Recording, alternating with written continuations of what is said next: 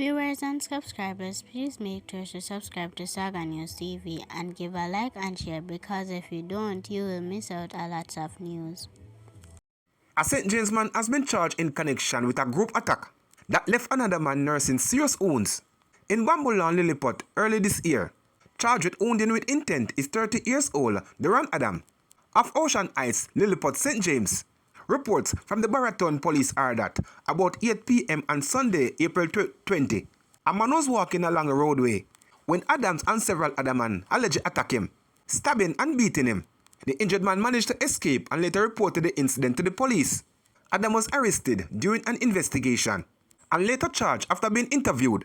His court date has not yet been finalized, and the police are still searching for his accomplice. A 22-year-old construction worker has been charged after allegedly using his gun to beat and threaten a man during a heated encounter on Upper Regent Street in Kingston early this week. The accused, Andre Boucher of Racecourse Lane, Kingston 14, has been charged with assault at common law, unlawful wounding, possession of a prohibited weapon, and using a firearm to commit a felony. Reports from the Denham Town police are that at about 5:30 p.m. on Monday, October 6, a man was walking along the roadway when Butcher reported approached him, pulled a firearm from his waistband, and used it to hit him in the face, causing a wound. The accused allegedly threatened to shoot the man, who ran off in fear, and later reported the incident to the police. Boucher was later pointed out during the identification process and taken into custody. He was charged on Wednesday, October 8. Preparations for his court appearance are underway.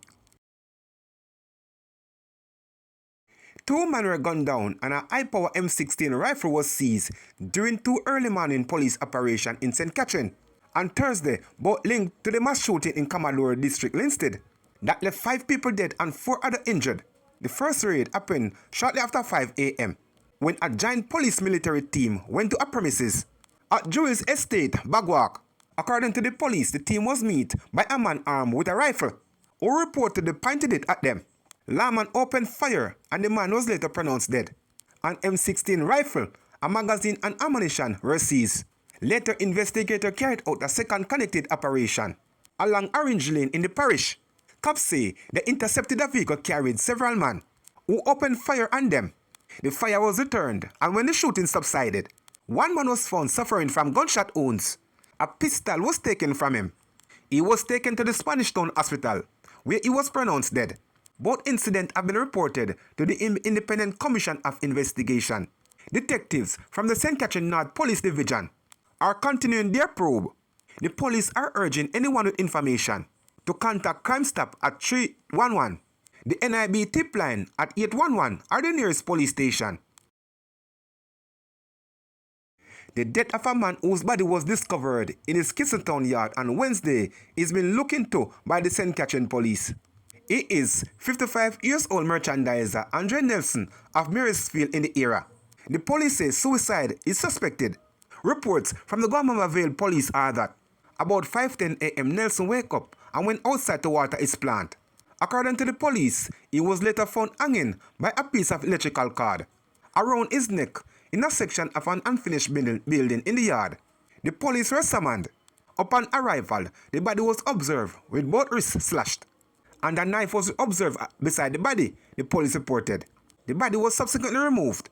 A post-mortem to be conducted. 29-year-old Shamar Barnes, otherwise called Tanso, a farmer of Lettuce District, St. Elizabeth, has been charged with murder and wounding with intent following an incident in Mount Pleasant District in the parish on September 20. The deceased has been identified as 60-year-old Jerome Lewis, a laborer of Lettuce District. Reports from the Nain police are that at 10:20 p.m. Lewis and Barnes had an altercation when another man intervened during the fracas. Barnes used a knife to inflict wounds on the other man and then stabbed Lewis. The police were alerted and both men were taken to hospital where Lewis was pronounced dead and the other man was treated and released. On October 4, Barnes was held in Portland and subsequently escorted to St. Elizabeth, where he was subsequently charged. After a question and answer session, preparation for his court date is underway. According to reports, A 74-year-old man died Thursday morning in a fire at the Gallery apartment in New Kingston. Several apartments were damaged by the early morning inferno. Firefighters were called to the apartment located on Oxford Road.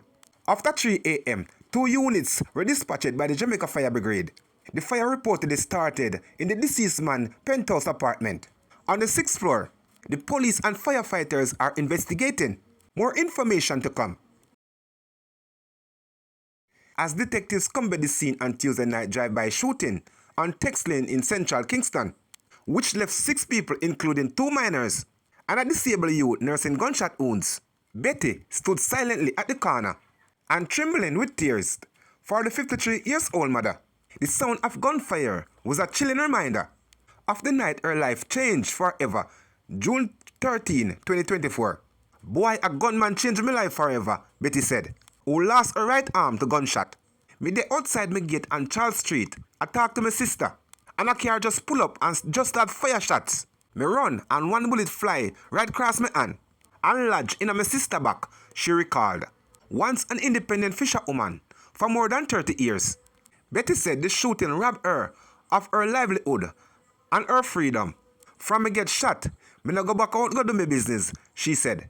Enough time in the home stressed out because me just lost my independence. Her greatest struggle, she said, is to providing for her disabled son. Me just hold it most time, but I have my disabled son to take care of. Yesterday is a loaded fries we buy, and we share it, the woman added. For Betty, Tuesday attack reignited all her fears about the devastating impact gunman can have on person's life and livelihood. Right now, I'm afraid, and even more afraid than even the time when me get shot. She added, when me see what happened last night, I'm afraid. I couldn't sleep because of the same thing reached me as an innocent resident.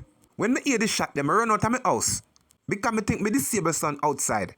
But when me look him in the yard, I suck him finger, she said. The woman said it pained her because innocent people, including children and another disabled youth, were among the victims.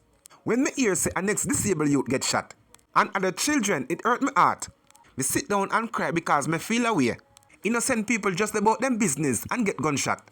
The children them and everybody will get shot. Never deserve this, she said.